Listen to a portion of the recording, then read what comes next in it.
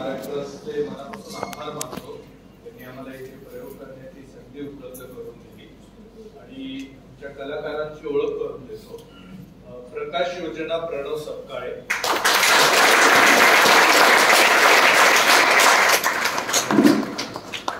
पार्श्वसंगीत रोहित सरोदे, पार्श्वसंगीत संयोजन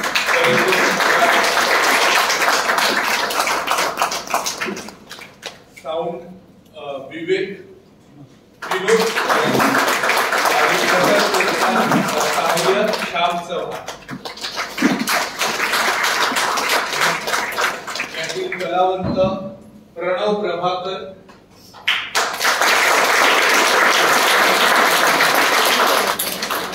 गोसावी, हेमंत महाजन,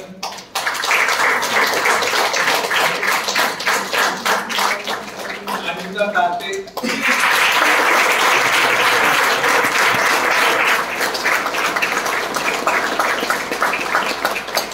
आणि प्राजक्त देशमुख.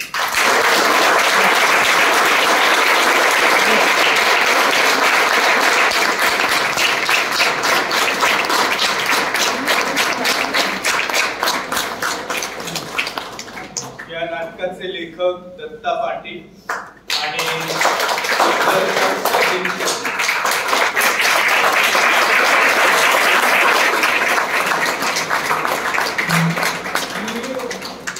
शंभरावी कलाकृती या वास्तुकथेत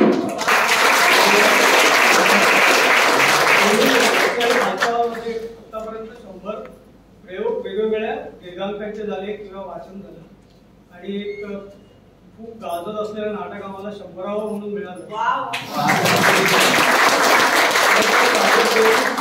आपल्याकडे वेगळी आहे. देवबाबळी जे गाजलेल्या नाटकाचे लेखक आहेत आणि त्यात मला सांगत होतं की त्याचे 63 प्रयोग लागोपाठ हाऊसफुल झाले आणि पुढचे 13 आलेले ते पण झाले. आता जे सगळ्यात जोरदार नाटक चाललंय ते देवबाबळी, पण इकडे तरी हा जो विषय आहे हा खूप वेगळा विषय आहे आणि ही महाराष्ट्रातल्या ग्रामीण भागातली मोठी समस्या आहे. शेतकऱ्यांच्या आत्महत्या होण्यामागे हे देखील एक कारण आहे की शेतकऱ्यांच्या मुलांची न होणारी लग्न किंवा त्यांचं पुढचं आयुष्य घडतर आहे. जमिनी विकायच्या की विकायच्या नाही यावर देखील खूप मतमतांतर आहे. परंतु ग्रामीण भागातलं हे जे खूप वास्तव आहे परिवर्तन ही साताऱ्यातली फार मोठी संस्था आहे.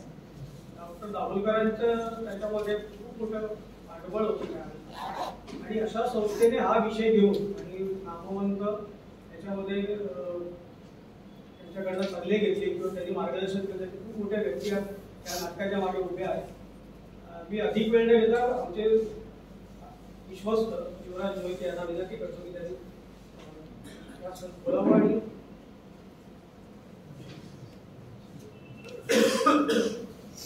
खरं तर तो राजहंस एक त्याचा प्रयोग इथे व्हावा, कारण ही वास्तू जी आहे कुणालदेवी गुरूंच्या कामासाठी प्रसिद्ध असलेली वास्तू आहे.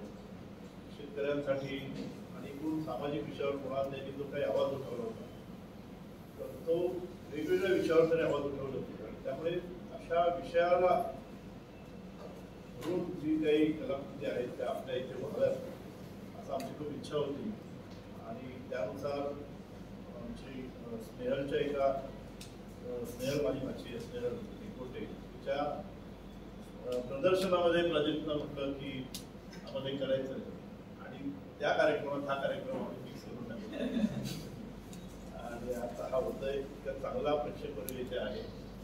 मी ते खरंच खूप बरं वाटलं.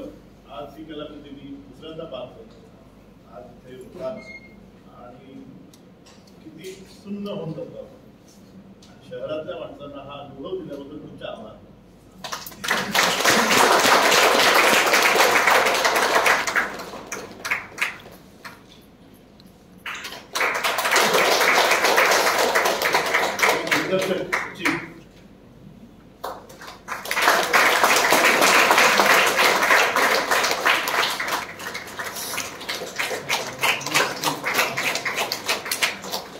धन्यवाद.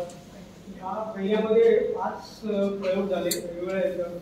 जून महिन्यामध्ये, कारण नंतर जुलैमध्ये पाऊस असतो म्हणून आम्ही काही घेतलेले नाही कार्यक्रम. तरी देखील एक काही दीर्घांतर करायचा विचार आहे जुलैच्या शेवटच्या आठवड्यात. पण 15 ऑगस्टला एक आगळा वेगळा कार्यक्रम आम्ही करणार आहोत. 15 ऑगस्टच्या संध्याकाळी की कलर्स ऑफ व्हायलिन, 25 ते 30 व्हायलिन एकाच वेळेला इकडे वाजवली जातील. त्याबरोबर गिटार, तबला असेल आणि लाईट म्युझिक असेल. तर कलर्स ऑफ व्हायलिन हा एक महाराष्ट्रातला किंवा देशातला तो म्हणाला की पहिला प्रयोग आहे की एकाच वेळेला विद्यार्थी, शिक्षक, त्याचे ते पूर्णपणे ग्रुप आहे तो हा पहिल्यांदाच हे सादरीकरण करणार आहे. तर 15 ऑगस्ट संध्याकाळ कलर्स ऑफ व्हायलिनसाठी राखून ठेवा. आणि मधल्या काळामध्ये काही असेल तर आपल्याला व्हॉट्सअपवर पाठवलं जाईल. आपण इकडे आलात आणि बरोबर वेगळं नाटक वेगळ्या प्रकारचं, कारण आपण गेल्या शनिवारी आपण खूप वेगळं बघितलं होतं. विषय वेगळा होता. मॅड सखारामचा बुधवारचा विषय वेगळा होता. कालचा रसिकाचा हिंदीमधला तो विषय वेगळा होता आणि हा आजचा वेगळा विषय. अशी वेगवेगळ्या विषयावरती नाटकं बघायला आपण जो प्रतिसाद दिला त्याबद्दल केशव मोरे स्मारक ट्रस्टच्या वतीने मी सर्वांचे आभार मानतो. आपण पुन्हा एकदा भेटूया तुमच्या कार्यक्रमामध्ये. त्या पद्धतीने असं इथे आम्ही हा मंच उपलब्ध केलेला आहे. पण पूर्ण पार्ला ते बोरोली नाट्यगृह नाही, तर एक मोहीम चाललेली आहे. गोरेगावमध्ये जे नाट्यगृह आहे ते नाट्यगृह गेली 15 वर्ष रखडले. अनेक कॉन्ट्रॅक्टर आले, निधी मंजूर झाला, पण पुढे काही झालं नाही. त्याची सह्यांची मोहीम आपण करतो आहोत. एक नाट्यरसिक म्हणून आपण कृपया सह्या कराव्या, म्हणजे ते आपल्याला सरकारला देता येईल. त्यातनं काही आवाज बोलत आपण आवाज उठवूया.